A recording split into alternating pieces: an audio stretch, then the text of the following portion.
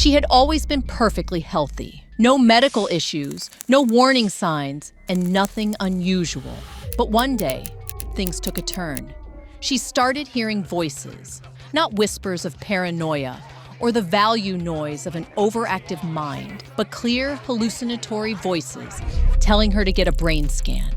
A voice telling her that she had a tumor. And here's the chilling part. They were right. Doctors found the tumor exactly where the voices said it would be. She underwent surgery, and her recovery was smooth and uneventful. Up until that point, her life was nothing but ordinary. Born in continental Europe in the mid-1940s, she moved to Britain in the late 1960s with nothing but hopes for a new life. She had no idea that the strangest medical mystery of her life would come from inside her own mind. She lived a quiet and ordinary life. After working quite a few jobs, she got married and raised children and devoted herself to fully being a housewife and mother. Doctors were completely unknown to her. She never had to pay a visit to the doctor, just like her kids, who never required hospital care. Life was simple, predictable, and peaceful, until things decided to take a turn on winter afternoon in 1984. She was sitting at home, casually reading, when the impossible happened. Out of nowhere, she heard a voice, a clear, distinct voice in her own head, and she had no idea that from that moment on,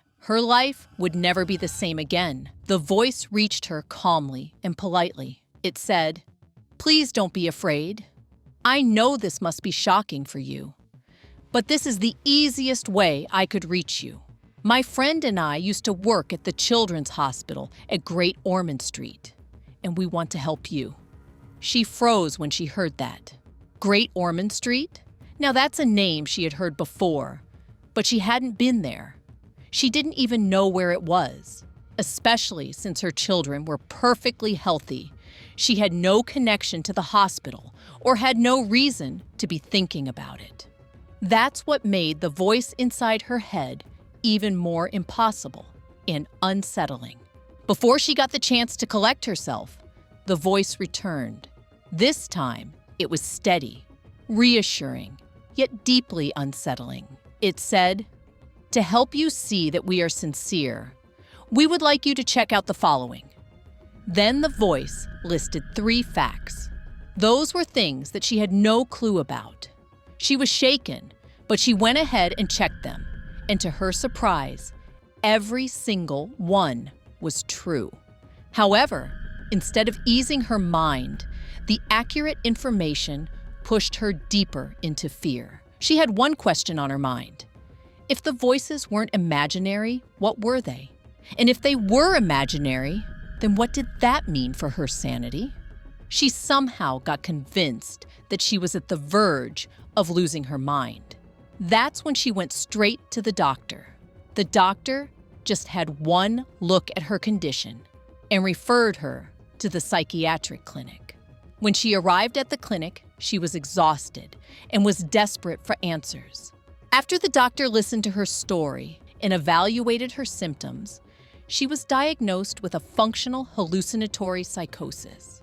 The treatment began immediately. Supportive counseling to steady her emotionally and thioridazine to quiet the hallucinations. To her relief, the voices faded within weeks. The silence felt like freedom, and life started seeming normal and safe again. Since she was great, she decided to take a holiday abroad, of course, while still faithfully taking her medication. But the calm, it didn't last. Somewhere far from home, what was supposed to be a calm and peaceful break, the voice returned. While she was abroad, the voices became urgent. They told her that she needed to return to England immediately, and that something was seriously wrong with her. By this time, her thoughts had begun spiraling into other delusional beliefs.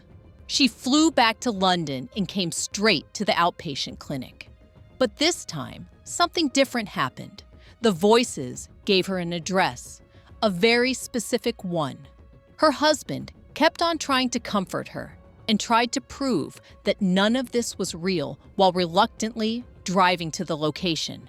As soon as they arrived, his confidence crumbled The address was in fact real, and it belonged to the computerized tomography department of a major London hospital. As soon as they pulled over, the voices spoke again, and this time more firm, calm, and insistent. They told her to go inside and request a brain scan. The voices said she needed it for 2 reasons. 1, she had a tumor in her brain. Second, her brainstem was inflamed, and despite the medicines, she couldn't stop thinking that maybe the voices might be telling the truth. She followed the pattern of the voices and how whatever they told her turned out to be true. She fully believed them when they said she had a tumor. To calm her fears, the doctor requested a brain scan.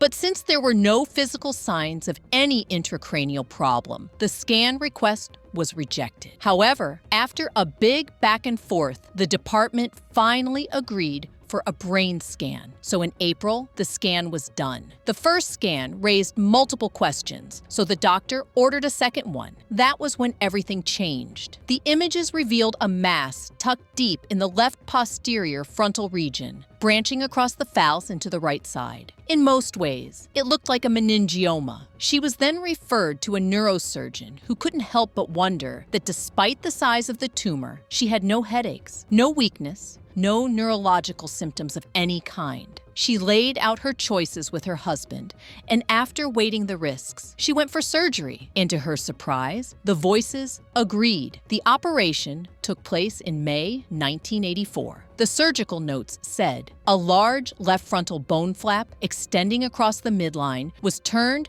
following a bifrontal skin flap incision. Meningioma, about 2.5 inches by 1.5 inches in size, arose from the falx and extended through to the right side. A small area of tumor appeared on the medial surface of the brain. The tumor was dissected out and removed completely, along with its origins in the falz. As soon as she woke up from surgery, the voices came back once more, but this time they came only to say goodbye. They said, "We are pleased to have helped you. Goodbye." And just like that, there were no complications. Her steroids were tapered, and she took anticonvulsants for 6 months. Her antipsychotic medication was also stopped immediately, and astonishingly, the voices never returned, and neither did the delusions. Years passed, and she gave a call to her doctor to wish them a happy holiday. She went on to talk about how she had been perfectly well for 12 years. Now that conversation is what brought her extraordinary case back into sharp focus. Of course, there's no denying that brain lesions can cause psychiatric symptoms. But this case was unlike anything they had ever seen. We are talking about hallucinatory voices that reassured her and voices that offered a specific diagnosis that no one else thought. Voices that led her to the exact hospital department equipped to detect the tumor. Voices that congratulated her and then vanished forever. Her case was later presented at a conference later that year where she came along and bravely answered questions from the audience. The room was split. One group, ex-Ohiles. For them, her experience was clear evidence of telepathic communication. According to them, 2 benevolent spirits or psychic presences had detected her tumor and guided her towards the right treatment. The second group, the ex-phobes. They suggested that she already knew she had a tumor before coming to Britain and had fabricated the entire story to receive free treatment under the NHS. But this theory didn't stay around for long. It was soon revealed that she had lived in Britain for 15 years and was fully entitled to treatment.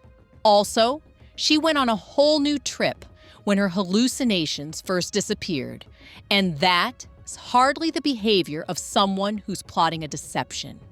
Now, there was a third group, too, that had a more nuanced and a psychological view. To them, the absence of any physical symptoms didn't prove the tumor was completely silent. Maybe she did feel something, a sensation she could explain that sparked fear of a brain tumor. That fear may have turned into hallucinations. Her mind might have pieced together bits of hospital information she'd subconsciously absorbed over the years, and the final goodbye was just her mind expressing relief after the storm had passed away. The explanation to her case still remains extraordinary, and it's also considered as one of Thermus' unusual intersections of psychiatry and neurology.